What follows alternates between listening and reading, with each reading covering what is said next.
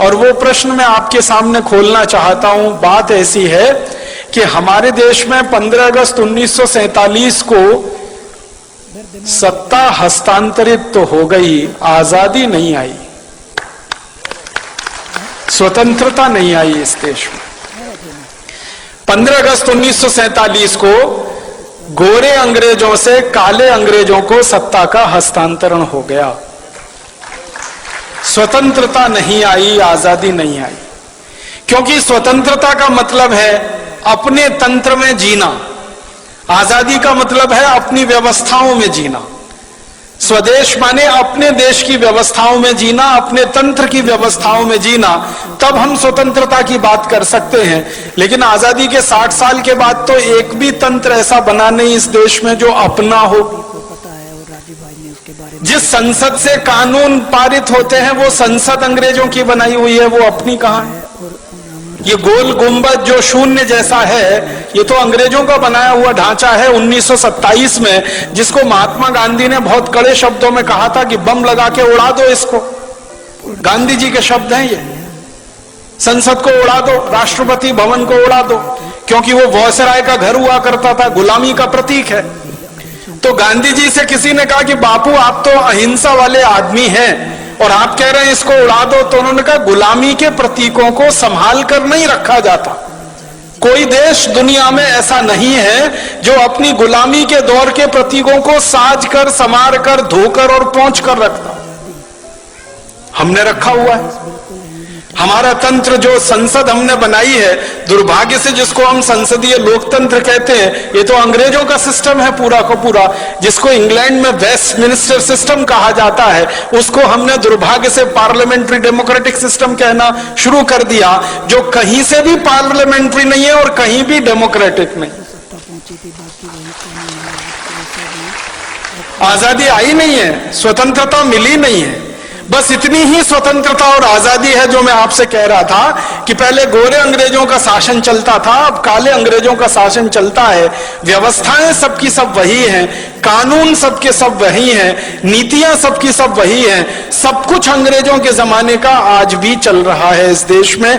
इसलिए हमको आज भारत स्वाभिमान की तरफ से स्वदेशी की बात फिर करनी पड़ रही है, क्योंकि सब कुछ अधूरा है 15 अगस्त 1947 के बाद। मैं आपको बहुत दुख के साथ एक बताना चाहता हूं, अंग्रेजों ने भारत को गुलाम बनाया और भारत जैसे 50 देशों को गुलाम बनाया। उनमें से कुछ देश हैं जैसे कनाडा है, ऑस्ट्रेलिया है, न्यूजीलैंड है, ये एक ग्रुप के देश हैं। भारत है, पाकिस्तान है, बांग्लादेश है, ये दूसरे ग्रुप के देश हैं। मॉरिशस है, श्रीलंका, ये तीसरे ग्रुप के देश हैं। ये ग्रुपिंग किस तरह की है? अंग्रेजों ने 3 तरह के देश गुलाम बना के रखे थे। एक देश को अंग्रेज कहा करते थे self governing colonies. Self governing colonies में ये था कनाडा, ऑस्ट्रेलिया, न्यूजीलैंड, ये अंग्रेजों का गुलाम था, लेकिन इनकी कैटेगरी थी सेल्फ गवर्निंग कॉलोनीज। माने वो देश कुछ कुछ अपने हित के कानून खुद भी बना सकते थे, लेकिन ज्यादा कानून अंग्रेज बनाते थे। दूसरे ग्रुप में श्रीलंका, मॉरिशस जैसे देश थे, जिनको क्राउन कॉलोनीज कहा जाता था उस जमाने में। क्राउन कॉलोनीज में श्रीलंका था, मॉरिशस था, ये सूरीनाम वगैरह ये देश थे। और तीसरा था डिपेंडिंग कॉलोनीज, उनमें भारत, पाकिस्तान वगैरह वगैरह थे। डिपेंडिंग कॉलोनीज सबसे खराब गुलामी का ढांचा था, सबसे खराब गुलामी का। उसमें क्या होता था कि आपको अपने हाथों, अपने देश के लिए, अपनी व्यवस्थाओं के लिए कुछ भी करने का अधिकार ही नहीं है। सब कुछ अंग्रेजों के पास है, आप तो उनके पूरे डिपेंडेंट हैं। तो वो हम डिपेंडेंट अंग्रेजों के हो गए, क्योंकि हमारे यहाँ गुलामी आ गई और वो हमारी कुछ छोटी मोटी गलतियों से आ गई। ईस्ट इंडिया कंपनी यहाँ व्यापार करने के लिए घुस गई। एक राजा था जहांगीर, उसने आगा न देखा न पीछा, लाइसेंस दे दिया व्यापार करने का। जैसे आजकल हमारे नेता विदेशी कंपनियों को व्यापार करने के लाइसेंस दे देते हैं, थोड़े से पूंजी के लालच में कि विदेशी पूंजी आएगी, थोड़ी विदेशी पूंजी आएगी। इन मूर्ख नेताओं को यह नहीं मालूम है कि बाहर के बोतल के दिए हुए खून से कोई मरीज जिंदा नहीं बचता। अगर किसी व्यक्ति का खून बनना बंद हो जाए, अगर किसी देश में पूंजी का उत्पादन होना बंद हो जाए, तो बाहर की पूंजी लाकर किसी देश का विकास नहीं हो सकता। जैसे किसी मरीज के शरीर में खून बनना बंद हो जाए, तो बोतल का खून चढ़ाकर कितने दिन जिंदा रखेंगे आप उस मरीज को? आखिर उसको आज नहीं तो कल अपना खून बनाना ही पड़ेगा, तभी वो जिंदा रहेगा। वैसे ही पूंजी की जरूरत है, तो पूंजी उत्पादन का तरीका बढ़ाना पड़ेगा, बनाना पड़ेगा, न कि ये कि हम भीख मांग के हमेशा पूंजी लाएंगे। तो विदेशी पूंजी पर आधारित ये देश बनाने के चक्कर में सारे दरवाजे खोल दिए। आजादी मिलने के 50 साल भी पूरे नहीं हुए, सारे दरवाजे फिर खुल गए। फिर से विदेशी कंपनियों का स्वागत है, ग्लोबलाइजेशन है, लिबरलाइजेशन है, प्राइवेटाइजेशन है, हजारों कंपनियों को बुलाया जा रहा है। हर एक क्षेत्र में उनको व्यापार करने का लाइसेंस दिया जा रहा है। जिन जिन क्षेत्रों में हम व्यापार करते थे अच्छा, वहां भी उनको बुलाया जा रहा है। पानी बेचने के लिए विदेशी कंपनियां आ गई, आलू का चिप्स बेचने के लिए आ गई, टमाटर की चटनी बेचने के लिए आ गई, आम का अचार बेचने के लिए विदेशी कंपनियां आ गई, डबल रोटी पाव रोटी बेचने के लिए, अंडरवियर बनियान बेचने के लिए विदेशी कंपनियां, क्रीम पाउडर लिपस्टिक बेचने के लिए विदेशी कंपनियां, साधारण सी छोटी छोटी चीजों से लेकर हर बड़ी चीज तक सब कुछ विदेशी बेचेंगे इस देश में, ऐसा माहौल बनाया जा रहा है। और उसी में जीएम फूड वाली विदेशी कंपनियों के लिए भी लाइसेंस दिए जा रहे हैं और उनको भी यहां बुलाया जा रहा है। जिनको बुलाने को दुनिया का कोई देश तैयार नहीं है, उनको भारत सरकारें दरवाजा खोल के बुला रही हैं, आइए हमारे यहां, जो करना है करिए, बस थोड़ा सा हमको पूंजी निवेश की जो जरूरत है उसमें पूर्ति होती रहे, थोड़ा टैक्स मिलता रहे और नेताओं को वाइंडिंग अप चार्जेस मिलते रहे, रिश्वत मिलती रहे, घूस मिलती रहे। हर विदेशी कंपनी के लिए दरवाजा खुला है। ऐसा लगता है कि भारत कोई खैराती धर्मशाला हो गया है जिसमें हर एक के लिए दरवाजा खुला है, सबको बुलने आने की खुली छूट है। अभी थोड़े दिन पहले हम जिनको भगा रहे थे भारत छोड़ो, अब उनको बुला रहे हैं वापस आओ। 1942 में महात्मा गांधी का नारा था इस देश में, क्रांतिकारियों का नारा था क्विट इंडिया, छोड़ो भारत। अब हमारे देश के प्रधानमंत्री और मुख्यमंत्रियों का नारा है निट इंडिया, वापस आओ, KNIT, फिर जुड़ जाओ हमारे देश से। तो इतनी बेशर्म हमारे देश में नेतागिरी आई है, क्योंकि मैंने पहले ही कहा कि ये गोरे अंग्रेजों की जगह काले अंग्रेजों ने ले ली है। दिल दिमाग उनका वैसे ही चलता है जैसे अंग्रेजों का चलता था। आज हमारा देश दुर्भाग्य से पूरा का पूरा खतरे में है, क्योंकि ऐसे नेता देश में कुर्सी पर काबिज हैं जो हर क्षेत्र में विदेशी कंपनियों को बुला रहे हैं। उन्होंने इतिहास से सबक नहीं सीखा है कि एक गलती जहांगीर ने की थी जिसकी सजा पूरे देश ने 200 साल भुगती थी। अब लग रहा है कि जहांगीर ही जहांगीर पैदा हो गए हैं। मुझे तो कई बार ये व्यंग में कहने को मन करता है, जहांगीर मरा नहीं है, उसी की आत्मा हमारे देश के नेताओं में प्रवेश कर गई है। जो देखो विदेशी कंपनी को लाने के लिए विदेश जा रहा है, लाल कालीन बिछाकर उनका स्वागत कर रहा है। हमारा देश ऐसा हो गया। अब विदेशी कंपनियां घुस गई, हजारों की संख्या में घुस गई। इन कंपनियों ने जिंदगी के हर क्षेत्र पर कब्जा कर लिया।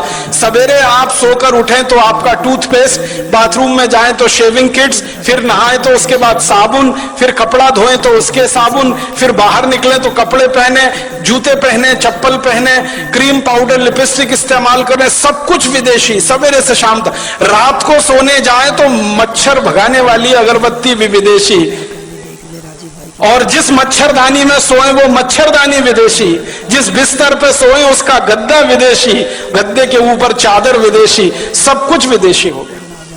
50 साल पहले तक इस देश में स्वदेशी स्वदेशी स्वदेशी स्वदेशी मंत्र हुआ करता था। आज इस देश के नेताओं ने विदेशी विदेशी विदेशी सब बना दिया। तो आजादी के 60-62 साल में हर क्षेत्र में विदेशीकरण जब हो रहा हो, तब स्वदेशी की बात करनी ही पड़ेगी। और आजादी के 60-62 सालों में जब हर क्षेत्र में परावलंबन बढ़ रहा हो, तो हमें फिर स्वावलंबन की बात करनी ही पड़ेगी। इसलिए स्वदेशी से स्वावलंबन की बात आज हमें करनी पड़ रही है। मैं आपको एक बहुत खराब बात कहना चाहता हूं, लेकिन वो आपको जानना जरूरी है एक सच के रूप में। हमारे देश में आजादी जब आने के लिए आंदोलन चल रहा था, संघर्ष चल रहा था, तो नेताओं के 2 वर्ग थे। एक वर्ग था नेताओं का जो ये कहता था संपूर्ण आजादी चाहिए और अपनी शर्तों पर चाहिए। क्योंकि कोई भी देश दूसरे देश को गुलाम बनाए ये उसके संवैधानिक अधिकार का हनन है। किसी भी देश को गुलाम बनाना किसी भी सभ्यता में, किसी भी संस्कृति में, किसी भी समय में परमिसिबल नहीं है, उसकी अनुमति नहीं है। तो एक वर्ग था देश में नेताओं का, जिनमें लाला लाजपत राय, विपिन चंद्र पाल, लोकमान्य बाल गंगाधर तिलक, अरविंदो घोष, भगत सिंह, ऊधम सिंह, चंद्रशेखर आजाद, सुभाष चंद्र बोस, अशफाक उल्लाह, राम प्रसाद बिस्मिल, ये सब क्रांतिकारियों की एक लंबी सूची है जो ये मानते थे कि आजादी चाहिए, स्वतंत्रता चाहिए और हमारी शर्तों पर चाहिए, अंग्रेजों की शर्तों पर नहीं। लेकिन इसी देश में एक दूसरा वर्ग था नेताओं का जो ये कहता था कि ना आजादी चाहिए ना स्वतंत्रता चाहिए, हमको तो अंग्रेजों की साठगांठ करके सरकार चाहिए। ना आजादी चाहिए ना स्वतंत्रता चाहिए, अंग्रेजों के साथ कुछ दोस्ती हो जाए, एक खराब शब्द है, कोलिशन बन जाए अंग्रेजों के साथ, गवर्नमेंट हो जाए हमारी। एक नेताओं का वर्ग ऐसा भी था जिसके नेता थे पंडित मोतीलाल नेहरू, जिसके नेता थे फिरोज शाह मेहता, जिसके नेता थे सुरेंद्र नाथ बनर्जी, जिसके नेता थे सुरेंद्र नाथ सेन। ये नेताओं का एक वर्ग था जो ये कहता था अंग्रेजों से गठजोड़ करके किसी तरह भारत में एक ऐसी सरकार बने जिसमें पंडित मोतीलाल नेहरू और उनके सहयोगी मंत्री हो जाएं और अंग्रेजों का प्रधानमंत्री रहे, ये उसके नीचे मंत्री रहे, बस देश में चलता रहे। आजादी की क्या मतलब, स्वतंत्रता का क्या मतलब। तो एक वर्ग था ऐसे नेताओं का जो अंग्रेजों से गठजोड़ करके सरकार बनाना चाहता था, और एक वर्ग था ऐसे नेताओं का जो संपूर्ण आजादी और स्वतंत्रता लाना चाहता था। दुर्भाग्य क्या हुआ, जब यह देश आजाद हुआ तो जिस नेता के हाथ में यह कमान गई या जिन नेताओं के समूहों के हाथ में देश की आजादी की कमान गई, वो वही थे जो अंग्रेजों के साथ मिलकर किसी तरह देश में सत्ता और गठजोड़ करना चाहते थे। तो मानसिकता अंग्रेजियत वाली थी। तो आजादी मिलते ही उन्होंने देश में वो कुछ भी नहीं किया जो होना चाहिए था आजादी के तुरंत बाद। हमारी भाषा विदेशी हो गई क्योंकि हम गुलाम थे। आजादी आई तो भाषा स्वदेशी होनी चाहिए, वो नहीं हो पाई। हमारी भूषा विदेशी हो गई थी जो आजादी के पहले थी, हमारी भूषा स्वदेशी होनी चाहिए थी, वो नहीं हो पाई।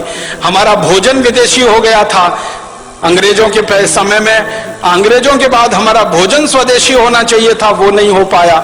हमारा भजन विदेशी हो गया था अंग्रेजों के जमाने में, वो भजन स्वदेशी होना चाहिए था, वो भी नहीं हो पाया। ना भाषा बदली, ना भूषा बदली, ना भोजन बदला, ना भजन बदला।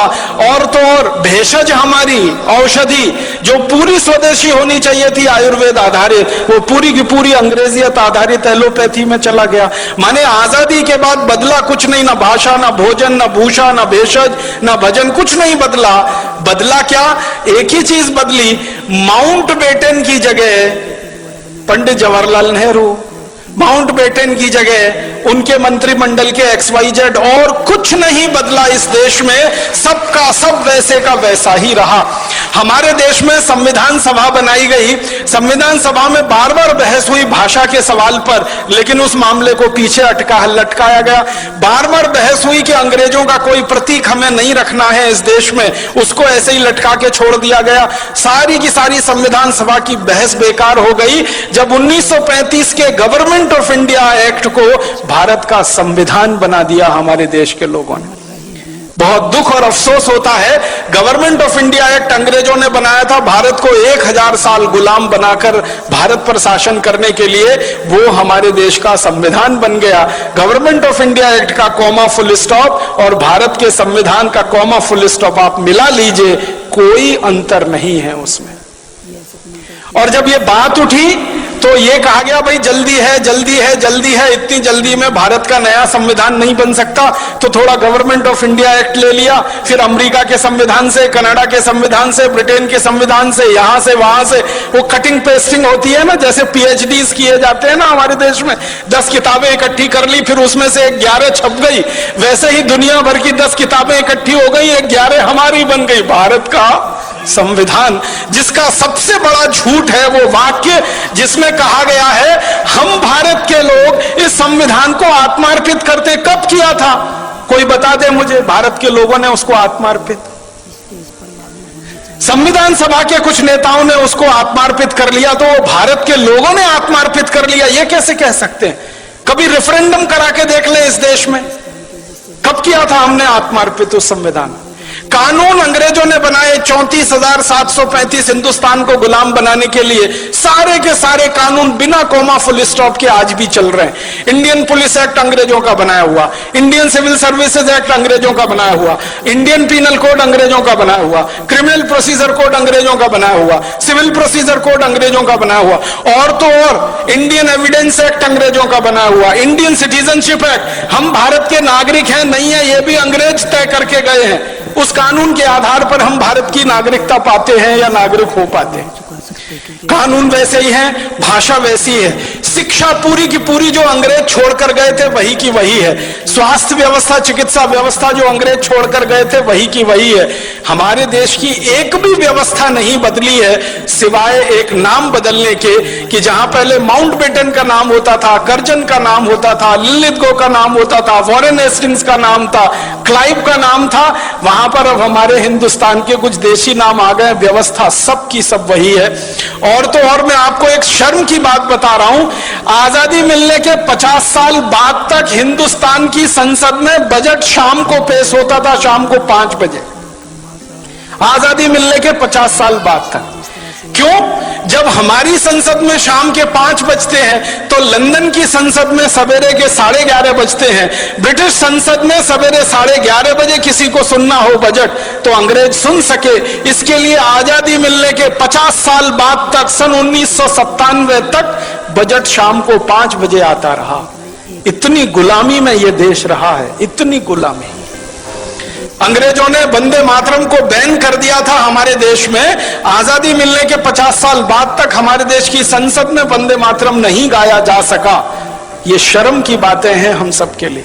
तो इसलिए हमारा मानना है, कम से कम मेरा तो मानना है, आजादी आई नहीं है, स्वतंत्र, कम से कम मेरा तो मानना है, आजादी आई नहीं है, स्वतंत्रता मिली नहीं है, सत्ता का हस्तांतरण हो गया, गोरे अंग्रेज चले गए, काले अंग्रेज आ गए, देश वैसे ही चल रहा है, व्यवस्था वैसे ही चल रही है। इसलिए न किसानों की हालत सुधरती है, न मजदूरों की हालत सुधरती है, न गरीबों की हालत सुधरती है, न मजलूमों की हालत सुधरती है। क्योंकि ये व्यवस्था जो आज चल रही है, ये तो अंग्रेजों ने बनाई थी लूट के लिए, खसोट के लिए, बर्बादी के लिए। आजादी मिलने के बाद अगर व्यवस्था वही चलेगी और आप ये कहो लूट ना हो, तब तो ये होने वाला नहीं है। लूट तो इस व्यवस्था का मुख्य आधार है। पहले अंग्रेज लूटते थे, अब हमारे ही काले अंग्रेज लूटते हैं इस देश को। पहले अंग्रेज लूटते थे इस देश को और लाखों करोड़ों रुपया लंदन लेके जाते थे। एक अंग्रेज का जानकारी देके मैं खत्म कर रहा हूं। रॉबर्ट क्लाइव नाम का एक अंग्रेज था, हिंदुस्तान आया, बंगाल का राजा बन गया, गवर्नर हो गया, लूटना शुरू किया उसने कलकत्ता नाम के शहर को। 7-8 साल लूटा, लूटने के बाद सारा माल लेके लंदन गया। ब्रिटिश पार्लियामेंट में उसकी शिकायत हो गई। कई लोगों ने उसकी शिकायत की कि इसने बहुत अत्याचार किए हैं भारत में और लूट मचाई है, तो उसके खिलाफ मुकदमा चला। वो अंग्रेजों का पहला और आखिरी अधिकारी था जिसके खिलाफ मुकदमा ब्रिटिश पार्लियामेंट में चला। तो एमपीस कुछ खड़े हो गए और उससे पूछने लगे, भाई तुमने क्या लूटा है, कितना लूटा है? तो कहता है कि मैंने जितना भी लूटा है उसका आकलन तो नहीं किया है, लेकिन भारत से लाने के लिए पानी के मुझे 900 जहाज लगे, 900 शिप्स भर के मैं सोना, चांदी, हीरा जवाहरात कलकत्ता से लूट कर लाया। तो फिर एक अंग्रेज पूछता इसका वैल्यू बताओ, तो कहता है रफली 1000 मिलियन स्टर्लिंग पाउंड्स। एक अंग्रेज इतना लूट के ले गया, लंदन में उसने जमा कर लिया। तो ये तो अंग्रेज था जो विदेश से आया और हिंदुस्तान को लूट कर ले गया। अब काले अंग्रेजों ने इस देश का 72,80,000 करोड़ रुपए पिछले 60 साल में लूटा है और स्विट्जरलैंड की बैंकों में जमा कर रखा है। आप बताइए इनमें और अंग्रेजों में क्या फर्क है? तो इसलिए इन काले अंग्रेजों के खिलाफ ऐसी ही लड़ाई लड़नी पड़ेगी जो गोरे अंग्रेजों के खिलाफ लड़नी पड़ी थी। इन काले अंग्रेजों को हिंदुस्तान से ऐसे ही भगाना पड़ेगा जैसे कभी अंग्रेजों को भगाना पड़ा था, और इस व्यवस्थाओं को खत्म कर देना पड़ेगा जो अंग्रेज हमारे यहाँ छोड़कर चले गए हैं। हमारी पूरी की पूरी कृषि व्यवस्था और कृषि नीति अंग्रेजों की है, वाणिज्य व्यवस्था, वाणिज्य नीति अंग्रेजों की है, टैक्सेशन का सारा सिस्टम अंग्रेजों का है, एजुकेशन पूरा अंग्रेजों का है, सिलेबस पूरा अंग्रेजों का है, और तो और सब्जेक्ट नहीं बदल पाए हम आजादी के 60 साल में। एंथ्रोपोलॉजी अंग्रेज पढ़ाया करते थे गुलाम लोगों के अध्ययन के लिए, वो आज भी पढ़ाया जा रहा है इस देश में। तो बहुत शर्म है हम सबको अपने आप पर और अफसोस है, इसलिए हमें स्वदेशी की बात, स्वावलंबन की बात फिर कहनी पड़ रही है आजादी के 62 साल में। और एक अधूरी लड़ाई जो छूट गई 1947 15 अगस्त में, वो अधूरी लड़ाई को हमें पूरा करना है। स्वतंत्रता हमें लानी है, स्वराज्य की स्थापना हमें करनी है, स्वदेशी को लाना है, स्वराज्य और स्वदेशी को लाकर ऐसा एक तंत्र बनाना है जो सुजलाम सुफलाम भारत का प्रतीक बने।